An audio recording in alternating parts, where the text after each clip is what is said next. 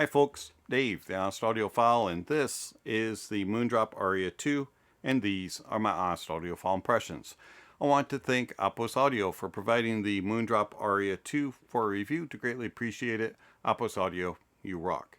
Alright, so the Moondrop Aria 2, this will set you back $90 from your bank account. It is a single dynamic earphone, 33 ohms of impedance and 122 decibels of sensitivity, frequency response range of 16 Hz to 22 kHz. The Moondrop Aria 2 comes in this black box. You're going to get a little picture, some branding, and then specs on the other side. Kind of a, okay, box.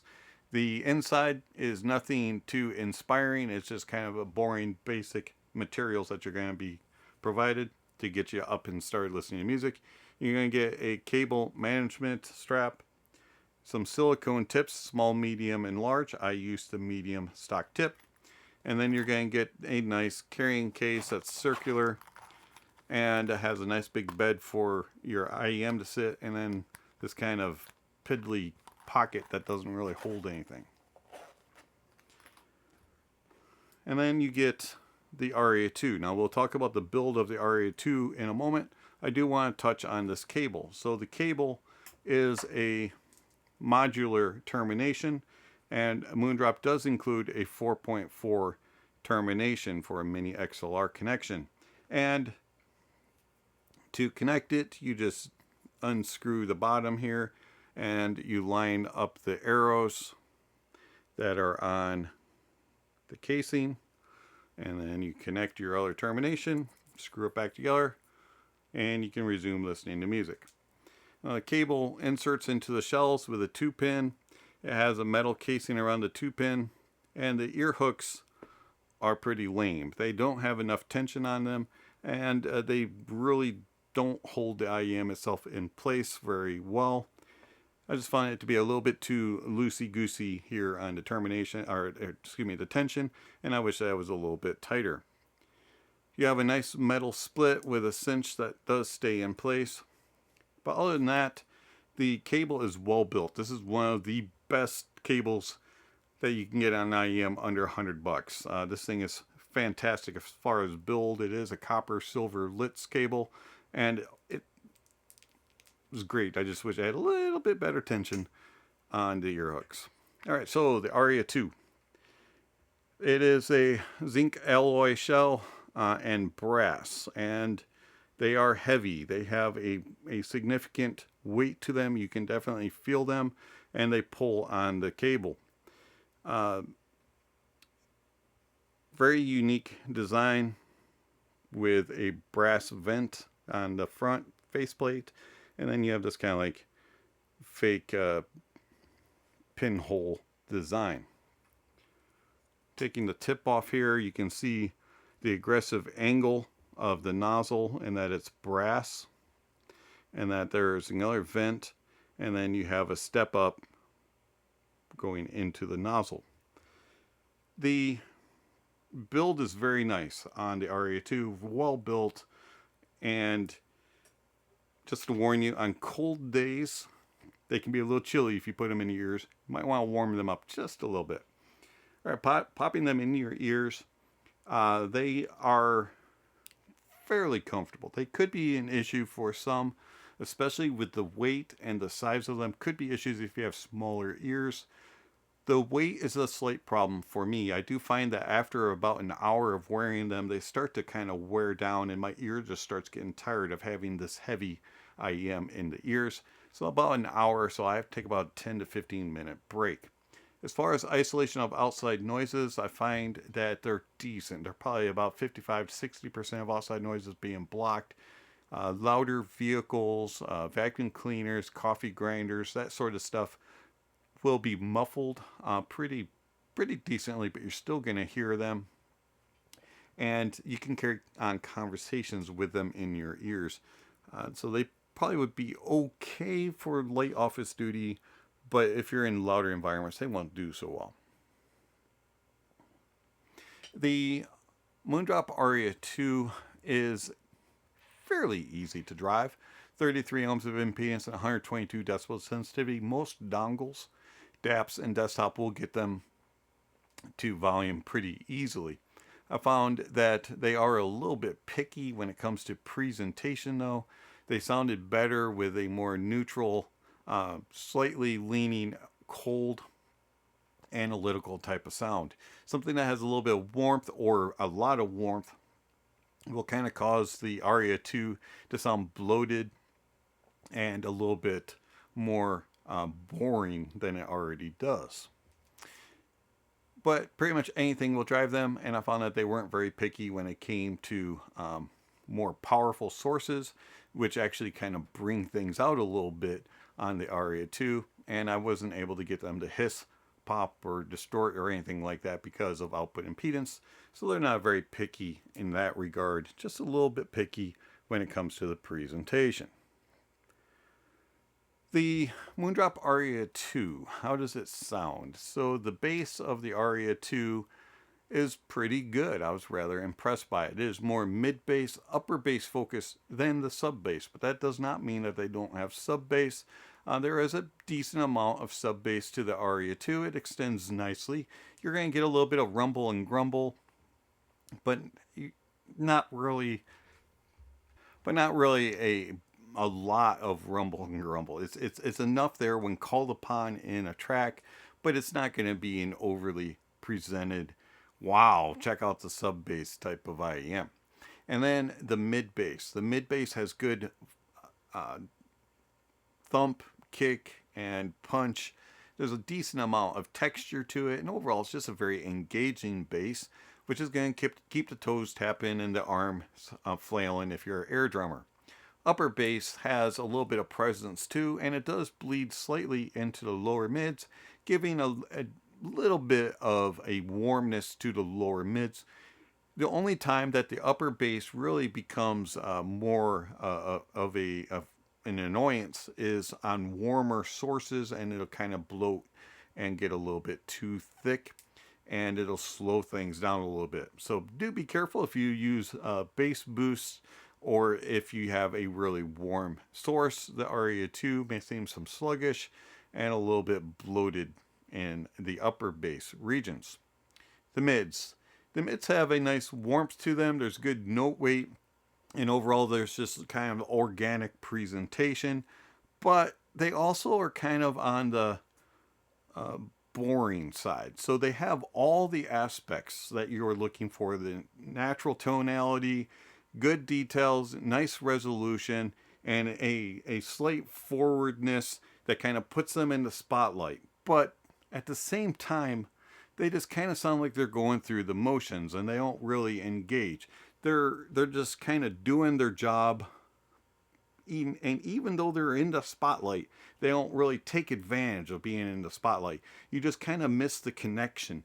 You kind of miss the sparkle and the energy. It's like somebody who's singing and they're on key and they're in tune and they're singing right along with all the other instruments and everything is going properly, but they're not smiling. They're not bringing the whole package together. They're just kind of singing what they need to sing and get me off the stage because I don't like being up here. That's kind of the way the Aria 2 mids remind me of.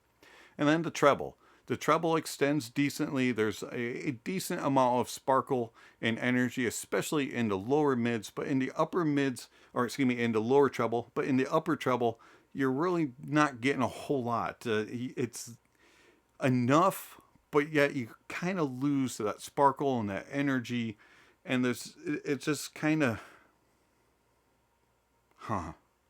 we're going through the motions again. And it can be it's non-fatiguing, it's pleasurable, and it sounds okay. It's just, you just wish that there was a little bit of that crispness and that edge and that bite to things.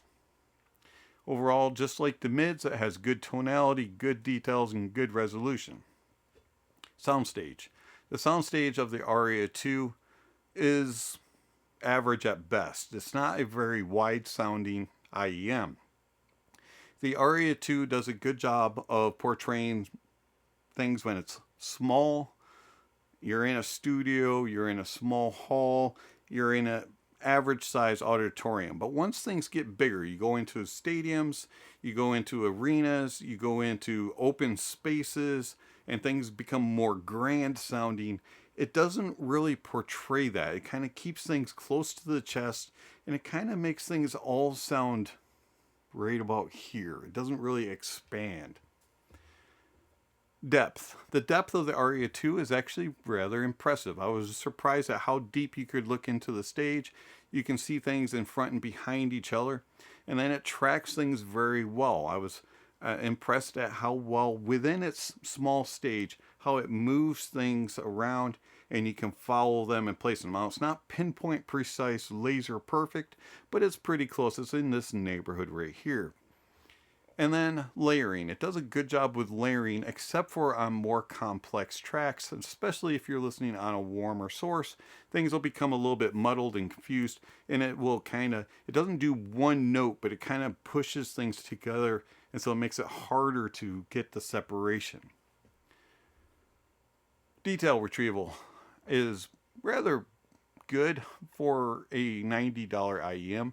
Now, this thing isn't going to set any records for being the most detailed IEM, but for $90, it's pretty good. And it's probably right in line with the better performer IEMs in this price point, and it may be slightly better than those. But it's right in the ballpark, and it's good competition for what it's going to give you. You're not going to lose anything, and you're not going to be seeking for things going, where I always hear that detail. Why don't I hear it on the Aria 2? You're going to hear it on the Aria 2. Resolution is pretty good. I just wish that it was a little less rounded, especially in the mids and in the treble. It's a little bit rounded and smooth instead of having that little bite and that edge and that little crispiness that you're looking for. At times it can kind of sound just like it's, I don't want to offend anybody, and I want to be very pleasurable and smooth. And so it's a little bit rounded and a little bit smooth sounding at times. Tone and timbre. Tone and timbre is actually really good. It's a very impressive in its abilities to reproduce instruments in their natural real life instrument. And it does a good job of portraying that. And also you can determine what instrument is what and pick it and follow it through a track very well.